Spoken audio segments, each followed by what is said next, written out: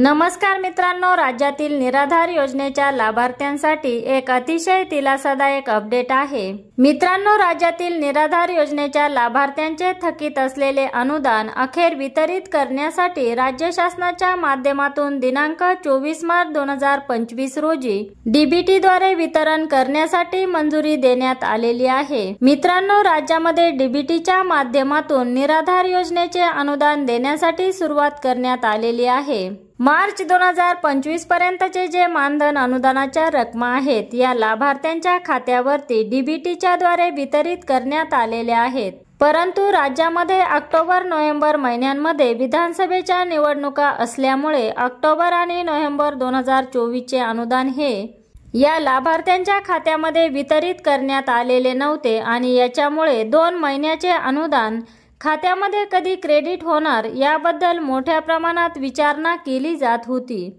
परंतु आता डिसेंबर महिन्यापर्यंत जे अनुदान आहे हे अनुदान लाभार्थ्यांना वितरित करण्यासाठी मंजुरी देण्यात आलेली आहे। यामध्ये संजय गांधी निराधार योजना असेल, श्रावणबाळ सेवा निवृत्ती वेतन योजना असेल, इंदिरा गांधी राष्ट्रीय विधवा निवृत्ती वेतन योजना असेल किंवा इंदिरा गांधी राष्ट्रीय दिव्यांग निवृत्ती वेतन योजना असेल, या सर्व निराधार योजनेचे अनुदान आता डीबीटी द्वारे वितरित केले जाणार आहे आणि याच्यासाठी राज्य शासनाच्या माध्यमातून 631,47,82,000 रुपये एवढी रक्कम वितरित करण्यासाठी मंजुरी दिलेली आहे। मित्रांनो, हा महत्त्वपूर्ण असा GR आपण maharashtra.gov.in या संकेतस्थळावरती पाहू शकता।